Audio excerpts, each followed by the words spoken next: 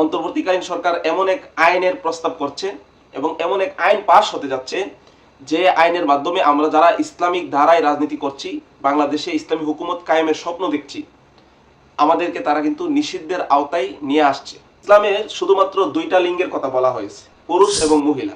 এই দুই লিঙ্গের বাহিরে ইসলাম অন্য কোনো লিঙ্গকে স্বীকার করে না। বিশ্বের গণ অভ্যুত্থানে যারা শহীদ হয়েছে তাদের তালিকা সংগ্রহ করার জন্য অনলাইনে একটা ওয়েবসাইট খোলা হয়েছে এবং সেখানে ট্রান্সজেন্ডার নামে, আপনারা ভিডিওতে ছবিটা দেখেন, ট্রান্সজেন্ডার নামে একটা অপশনও তারা খুলে দিয়েছে।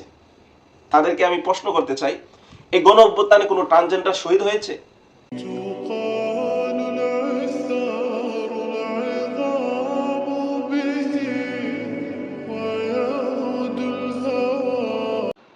আসসালামু আলাইকুম রহমতুল্লাহি ওবারাকাতু। প্রিয় দর্শক, কেমন আছেন সবাই? আশা করি সবাই অনেক অনেক ভালো আছেন।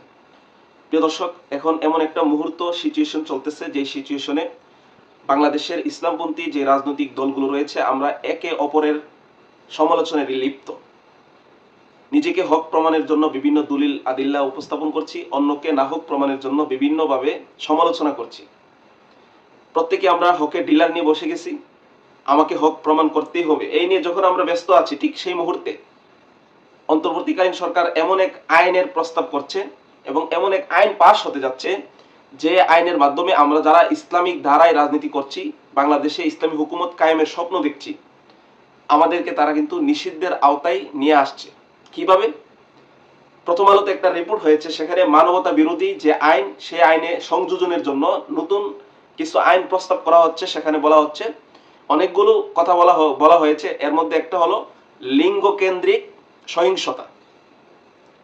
যদি কেউ করে, কোনো দল করে, তাহলে ওই দলকে 10 বছরের জন্য নিষিদ্ধ করতে হবে। 10 বছরের নিষিদ্ধের দাবি জানানো হচ্ছে।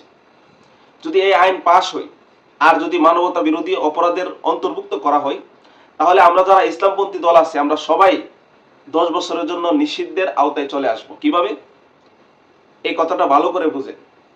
লিঙ্গ কেন্দ্রিক সহিংসতা, অর্থাৎ ইসলামে শুধুমাত্র দুইটা লিঙ্গের কথা বলা হয়েছে, পুরুষ এবং মহিলা।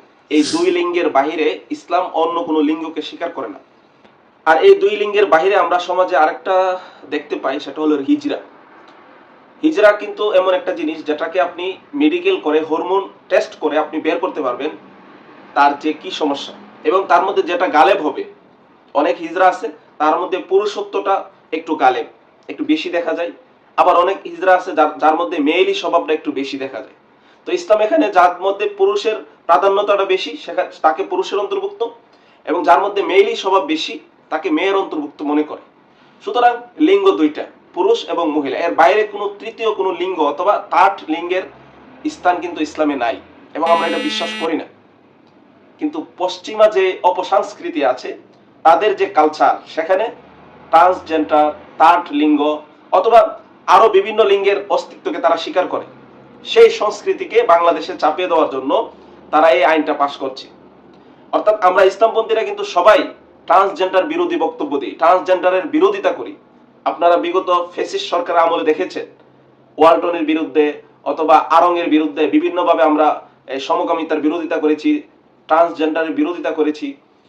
সেই আন্দোলন আমরা কিন্তু ইসলামপন্থীরাই করে আসছি। এখন এই অন্তর্বর্তীকালীন সরকার বলতেছে, লিঙ্গ কেন্দ্রিক সহিংসতা যদি কোনো দল করে, তাহলে লিঙ্গ কেন্দ্রিক সহিংসতা কিন্তু পুরুষ নারীকে নিয়ে কেউ সহিংসতা করে না, নারী পুরুষের অস্তিত্বকে কিন্তু কেউ অস্বীকার করে না। একমাত্র ইসলামপন্থী দল আমরা কিন্তু অস্বীকার করি সেই ট্রান্সজেন্ডারকে, যারা নিজেদেরকে, যেমন আমি একজন পুরুষ, আমি যদি মনে করি না আমি মনে মনে মহিলা, তাহলে আমি মহিলার ড্রেস, মহিলাদের পোশাক, আচার আচরণ আমি গ্রহণ করতে পারবো, রাষ্ট্র আমাকে সেই স্বীকৃতি দিয়ে দিবে। আমি চাইলে অন্য একটা পুরুষকে বিবাহ করতে পারবো। ঠিক তদ্রূপভাবে একজন মহিলা যদি মনে করে যে না আমি মনে মনে পুরুষ, সে পুরুষের পোশাক আশাক করতে পারবে এবং সে একজন মেয়েকে বিবাহ করতে পারবে, সেটা হলো ট্রান্সজেন্ডার। কিন্তু এই ট্রান্সজেন্ডারকে কিন্তু ইসলাম সমর্থন করে না, কোনো মুসলমান বিশ্বাস করতে পারে না, এবং এর অন্তরালে এই সমকামিতার যেই এজেন্ডা, সেটা বাস্তবায়নের একটা প্রক্রিয়া চলছে। তারপরে আপনি দেখলে অবাক হবেন, 24-এর গণ অভ্যুত্থানে যারা শহীদ হয়েছে তাদের তালিকা সংগ্রহ করার জন্য অনলাইনে একটা ওয়েবসাইট খোলা হয়েছে এবং সেখানে ট্রান্সজেন্ডার নামে, আপনারা ভিডিওতে ছবিটা দেখেন, ট্রান্সজেন্ডার নামে একটা অপশনও তারা খুলে দিয়েছে। তাদেরকে আমি প্রশ্ন করতে চাই, এই গণ অভ্যুত্থানে কোনো ট্রান্সজেন্ডার শহীদ হয়েছে? ট্রান্সজেন্ডার কেন, কোনো শাহবাগী পর্যন্ত এই গণ অভ্যুত্থানে শহীদ হয়ে নাই, তাহলে তারা এই অপশনটা আনলো কেন? এই সবগুলো হলো আমেরিকার প্রেসক্রিপশন। আমেরিকার প্রেসক্রিপশন অনুযায়ী এই অন্তর্বর্তীকালীন সরকার তারা কিন্তু এগুচ্ছে।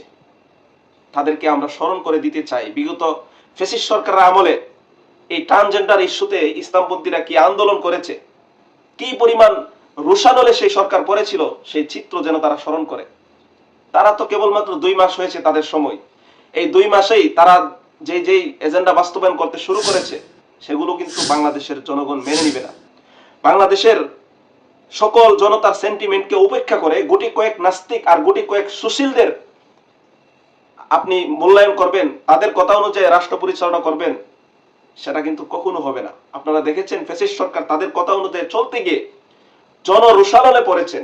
কি পরিমাণ আন্দোলনের মুখে পড়লে একটা সরকার দেশ ত্যাগ করতে বাধ্য হয়, সেই আগুন কিন্তু লাগতে বেশি দিন সময় নিবে না। সুতরাং আপনারা যারা মনে করছেন যে আমেরিকার অপসংস্কৃতি, আমেরিকার বস্তা পচা সংস্কৃতি আমাদের দেশে চালু করবেন, আপনারা সাবধান হয়ে যান।